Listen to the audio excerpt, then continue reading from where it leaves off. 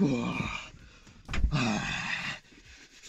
Bonjour tout le monde, j'espère que vous allez bien, j'espère que vous êtes en forme et surtout j'espère pour vous que vous êtes au chaud parce que bon, moi personnellement chez moi il fait bien froid, je me pèle bien le cul et comme vous pouvez le voir, je me suis mis le plus de couches possible pour lutter le plus possible contre le froid.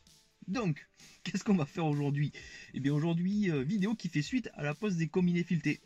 Et oui, rappelez-vous, sur cette dernière vidéo, j'avais dit qu'on posait les combinés en configuration de sortie de boîte. Donc ce qu'on va faire aujourd'hui, c'est qu'on va régler la hauteur de caisse et ensuite on va poser des cales, histoire de voir comment ça se présente, parce que bon, il faut le dire, l'esthétique c'est aussi quelque chose qui est très important. Une fois que tout ça sera fait, ce que je vais faire, c'est que je vais suivre vos conseils. Et oui, vous avez été beaucoup à me dire qu'il fallait que je graisse mes combinés à la graisse au cuivre ou à la graisse au plomb. Ensuite, que je serre mes écrous et mes vis au couple et que je les marque. Et franchement les gars, ça fait plaisir de voir que vous êtes là pour m'aider et que vous êtes là pour me conseiller et non pas me critiquer parce qu'apparemment, grâce à vos conseils, eh ben, ça va m'éviter beaucoup d'ennuis, donc merci beaucoup d'être bienveillant.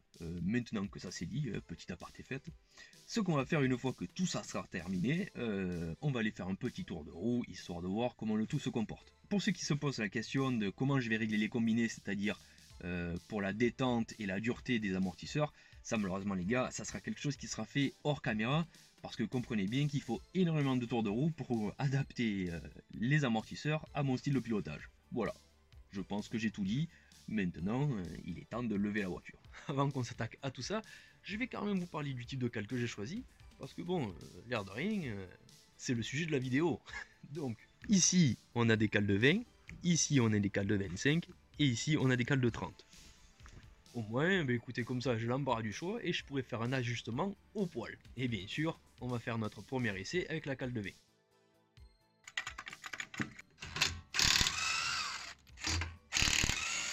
Bon, voilà comme ça se présente. Comme vous pouvez le voir ici, ben, c'est bien rouillé. Ça fait un moment que la mémère n'a pas tourné. Alors ce que je vais faire, c'est qu'ici, je vais mettre un coup de brosse métallique. Et ensuite, entre la cale et cette surface, je vais aussi badigeonner de graisse. Parce que, bon, ben, je pense que ça fera pas de mal.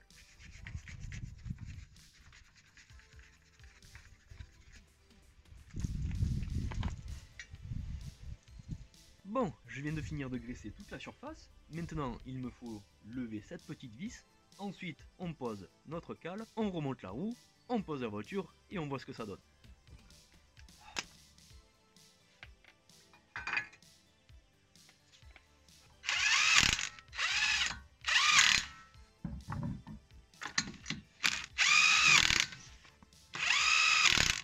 Donc voilà à quoi ressemble l'ajustement avec une cale de vin. Et franchement, comme on peut le voir, c'est pas dégueu dégueu. Hein. Maintenant, ce que je vais faire, c'est que de l'autre côté, je vais mettre une cale de 25 et on va pouvoir comparer les deux côtés pour voir quel est le meilleur. Je viens de poser la cale de 25, le côté gauche, n'oublions pas, à la cale de 20 et le côté droit à la cale de 25. Et comme vous pouvez le voir, quand je dis côté droit, j'ai le petit sourire qui apparaît parce qu'on n'est pas loin du top du top. Donc, le côté gauche, qui n'est pas dégueu dégueu, hein, regardons ça, voilà. On est quand même bien à fleur, la roue remplit bien l'aile. Alors par contre, le côté de la cale de 25, regardez-moi ça. Ça c'est un chat, mais ce qui nous intéresse c'est ici. Regardez, on voit bien que l'aile retombe pile poil sur la roue, c'est magnifique. Et en plus, je me demande s'il faut que j'ajuste la hauteur de caisse. Parce que, regardez, jugez par vous-même. On n'est pas loin, on n'est pas loin de la perfection. Et en plus, il faut que je prenne en compte que moi j'habite en campagne, ce qui veut dire que les routes sont souvent fracassées. Donc, si je veux préserver un minimum la bagnole, je pense qu'au niveau de la hauteur de caisse, si je garde cette hauteur, on est sur un bon compromis. Ce qu'on va faire maintenant, c'est qu'on va s'attaquer à l'arrière. Et pour ce coup, ce que je vais faire, c'est que je vais ajuster la hauteur de caisse et ensuite je vais mettre les cales. Et je vais vous montrer pourquoi. Voilà, donc comme vous pouvez le voir, la roue est complètement à l'intérieur du garde-boue.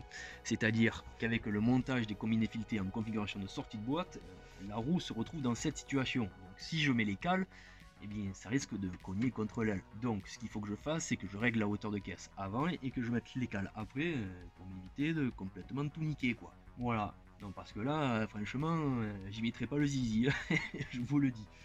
Donc bon, ben, on va s'occuper de tout ça. Bon les gars, Mais comme je suis con, oh putain, qu'est-ce que je suis débile. Oh là là. Bon, ça fait 2h30 que je galère à essayer d'ajuster l'arrière de la voiture. Donc du coup, à force de galérer comme un gros con, je me suis dit je vais fouiller dans la boîte des amortisseurs. Et je trouve un manuel. Bon, ce manuel est presque entièrement écrit en kanji, donc bon, à force de le feuilleter, essayer de chercher des cotes quelconques, je perds espoir voilà, jusqu'à ce que je trouve cette page. Bon, j'ai encadré en rouge, et là, on a le schéma. Oh putain, qu'est-ce que je suis con, avec toutes les cotes à respecter pour pouvoir ajuster sa caisse.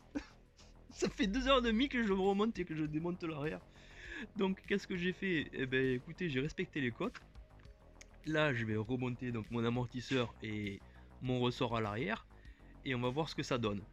Après, si tout va bien, demain je vous montre de l'autre côté comment ça marche. Parce que je vous cache pas qu'il est presque 17h. Putain, ça fait 3h30 que j'en suis là. Oh bordel. Donc voilà. Je vais m'occuper de tout ça. Et demain je vous montre le côté pour voir si tout va bien. Voilà, et je vous montre aussi comment on fait. Allez, ben peut-être à demain alors. Nous voilà le lendemain, comme vous pouvez le voir, eh ben, il fait bien froid. Donc sans plus tarder, vous savez quoi, on va s'attaquer de suite au côté gauche. Alors du coup, comment on fait pour régler les combines arrière? Vous allez voir, ben en fait c'est super simple. Donc vous voyez ici, on a une cote indiquée par la lettre A et une cote indiquée par la lettre C. Il suffit de tourner la page. Et vous voyez ici donc on a notre tableau qui nous indique la partie arrière avec la lettre A qui nous dit 176 mm et la lettre C qui nous dit 321 mm. Voilà, comme vous avez pu le remarquer par vous-même, ben c'est simple comme un bonjour. Donc hier finalement j'ai perdu une après-midi pour rien. Voilà, juste parce que je suis débile. Allez, bon maintenant on va reporter les cotes, vous allez voir c'est super simple. Et ensuite on va remonter notre amortisseur. Alors rappelez-vous, pour le réglage ils nous ont dit faut que le point A soit à 176 mm. On regarde sur l'amortisseur, on vérifie avec le mètre, et on peut se rendre compte que nous sommes à 177 mm. Donc il faut que je monte à peine. Alors je prends ma bague, hop, et comme on peut le voir, je suis à peu près à 176 mm.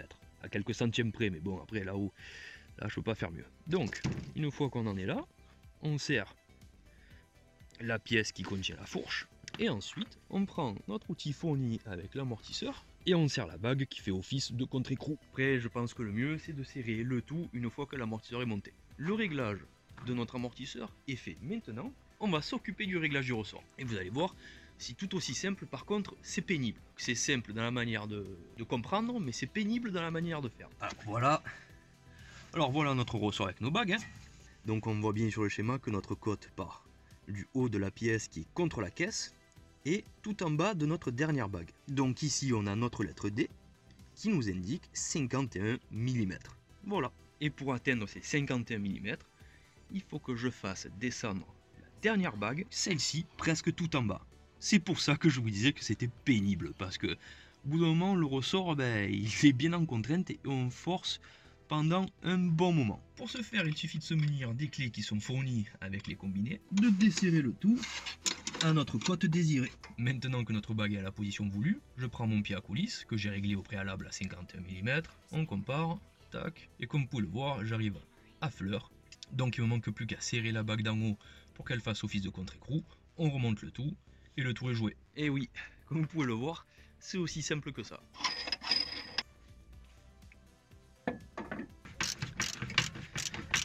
Et ben voilà, j'espère que tout est bien fait. Ce qu'on va faire maintenant, c'est qu'on va poser la cale et on va voir ce que ça donne au niveau esthétique. Je viens de mettre la cale de 30 et franchement on n'est pas dégueu. On est même à la limite de l'abus. Parce que vous allez voir qu'au niveau légal, c'est pas trop ça. Donc je vais vous montrer ça.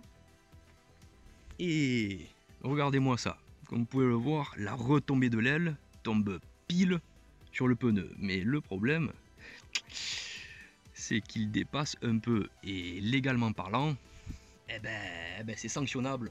Voilà. Donc je pense que derrière, on va mettre les cales de 25 et devant les cales de 20, au moins comme ça, pas d'ennui. Par contre, au niveau de la hauteur de caisse, pour moi, on est encore un peu haut. Donc je pense que je vais y faire perdre un demi-centimètre. Au moins comme ça, je pense qu'au niveau esthétique, on sera au top du top. Donc ce que je vais faire, c'est que je vais régler la hauteur de caisse hors caméra et je vous montrerai le résultat après. Du coup, Voilà à quoi ça ressemble avec 1 cm de moins. Franchement, c'est beaucoup plus joli, le gap est beaucoup moins important. Maintenant, on a l'impression que la voiture est bien à plat parce que c'est vrai que tout à l'heure, on aurait dit qu'elle cabrait de l'arrière. Donc maintenant, c'est beaucoup plus harmonieux. Et pour ce qui est des amortisseurs avant alors, parce que c'est vrai que quand j'ai posé les cales, au niveau de la hauteur de caisse, personnellement, moi j'étais satisfait, mais c'est vrai qu'on est en droit de se poser la question.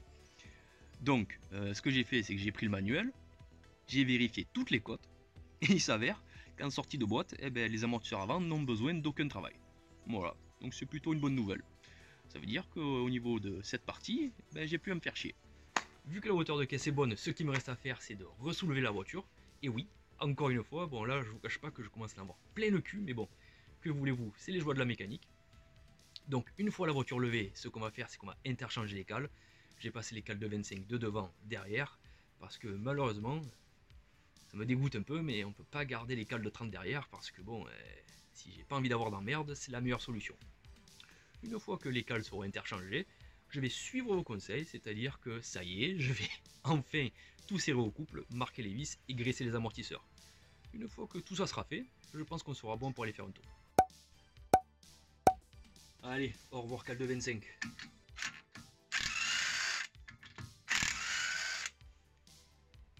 Bonjour cale de bain. Hop.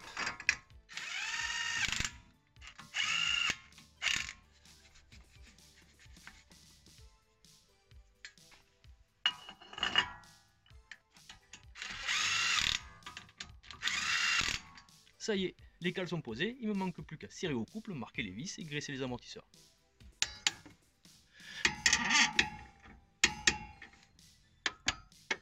Alors les gars, chez moi je trouvais rien pour marquer les vis, et d'un coup j'ai eu l'idée de prendre un blanco, donc je pense que ça fera l'affaire.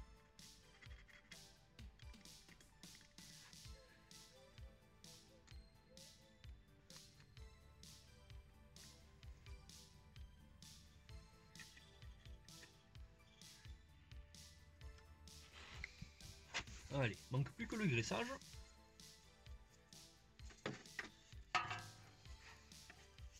Bon, je vais m'occuper à faire tout le reste, vous m'en voudrez pas si je vous montre pas tout le procédé, parce que bon, c'est un peu long et c'est un peu chiant.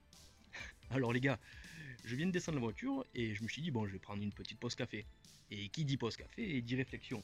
Et je me suis dit, mais attends, devant nous avons accès à la vis de réglage de la dureté des amortisseurs qui sont ici, d'accord? Mais pour ce qui est derrière, c'est une autre paire de manches. Comme vous pouvez le voir, j'ai déjà démonté. Et en fait, derrière, eh ben, on n'a pas accès à la vis de réglage. Si vous voulez régler vos amortisseurs, il faut les démonter. Donc, voilà pourquoi j'ai démonté ici. Et il s'avère que par ce trou, en fait, nous voyons notre vis de réglage. Enfin, nous voyons notre tête d'amortisseur. Voilà, c'est un peu flou, malheureusement, je peux pas faire mieux, mais je pense que vous la voyez. Nous voyons la vis d'amortisseur.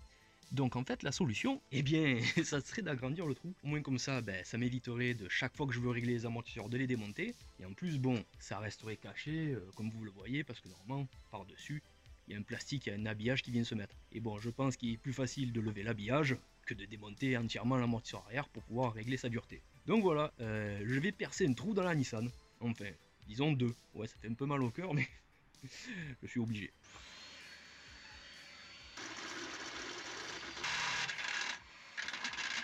Maintenant que le trou est fait, comme vous pouvez le voir, j'ai largement la place pour y accéder avec une clé Allen. Donc bon, mission accomplie. Maintenant, ce que je vais faire, c'est le second trou. Bon, voilà, j'ai percé mes 2 trous, je suis plutôt content, j'ai fait ma connerie. Maintenant que j'ai accès à cette fameuse molette, ce que je vais faire, c'est que je vais mettre tous les amortisseurs en position médium. Parce qu'en fait, il faut savoir que les Tine ont 32 positions, de la plus molle à la plus dure. Et je pense que mettre cette molette à la 16e position, ça serait un bon compromis pour ensuite partir sur des réglages beaucoup plus optimisés. Et voilà, une bonne chose de faite. Maintenant, ce qu'il me reste à faire, c'est de ranger tout le bordel. Et le temps que je range, je pense que la nuit va tomber. Donc, ce que je vais faire, c'est qu'on prendra la route dès demain. Allez, à demain. Bon les gars, il faut savoir que la 357 d'origine a déjà de très bons amortisseurs. Voilà, ça il faut le dire. Je trouve que les amortisseurs d'origine de la Nissan Z sont très bons. Mais là, avec les combinés, les gars, ça n'a plus rien à voir. En fait, toutes les petites imperfections de la route sont retransmises directement au pilote. C'est magnifique, je me régale. Et pour ce qui est de la prise des virages et tout, ben, la voiture reste à plat. C'est magique.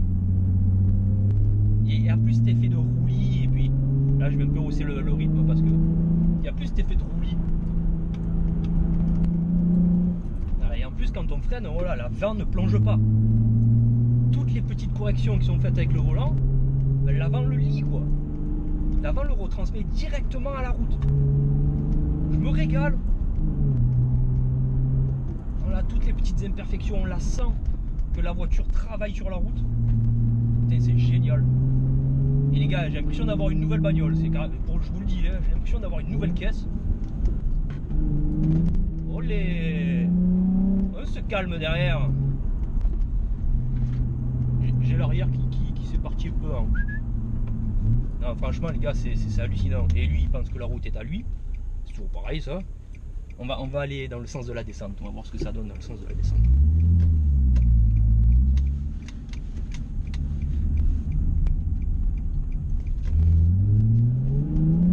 Voilà, après je vous le dis personnellement, c'est ma première expérience avec des combinés. Donc après peut-être que je sais pas comment dire, mais vu que c'est ma première expérience, eh ben, je peux pas comparer avec d'autres. Le comportement de la voiture, c'est vrai que vu que c'est ma première expérience, eh ben, il me paraît extraordinaire, mais peut-être qu'en fait ça ne l'est pas, parce c'est vrai que pour moi il y a énormément de changements. Mais voilà, moi je vous le dis, hein, sincèrement, si vous voulez acheter des combinés filetés Tyne Flex Z pour votre voiture, foncez. Voilà, je vous le dis, foncez, parce que la voiture pour moi est complètement changée, et je le rappelle, ils sont qu'en position médium. Mais d'ailleurs, ça c'est un point important, la voiture n'est pas tape-cul pour autant. Ça, je pense que c'est quelque chose peut-être que vous recherchez quand vous achetez des combinés filetés, que la voiture ne soit pas forcément rigide. Mais là, comme je les ai réglés en position moyenne, franchement, la voiture est plutôt plaisante à conduire. Voilà. Ce n'est pas non plus un morceau de bois. Par contre, voilà, moi qui voulais essayer en descente, c'est pas mal. Je suis en train de taper un camion de l'EDF, je sais quoi là devant là. Putain, mais bouge-toi le cul. Oh, un peu cher, non, c'est sûr, je peux pas le pousser. Bon, on va attendre. Alors, ce qu'on va faire, c'est qu'on va faire une petite transition et on va refaire une petite montée. Au moins, comme ça, on se fera plaisir. Donc, nous sommes repartis pour nous enchaîner quelques virages. Et ce que je voulais vous dire aussi, c'est que la voiture paraît beaucoup plus assise. On sent vraiment que les appuis, disons, qu'ils sont ancrés dans le sol, un peu comme un sumo. Vous voyez le double sens. Oui, parce que moi je fais des blagues, hein. C'est une voiture japonaise, alors je fais référence au Japon. Donc plus sérieusement, la voiture paraît beaucoup plus assise. Et en plus, il faut savoir que en général, quand on installe des combinés filetés, il faut aussi faire un para. Là, il n'est pas fait. Bon, et ce qui veut dire que la voiture n'est pas à 100% de ses capacités. Et pourtant, je sens clairement un changement qui rend la voiture, ben, elle est méconnaissable en fait. C'est hallucinant comment on ressent tout.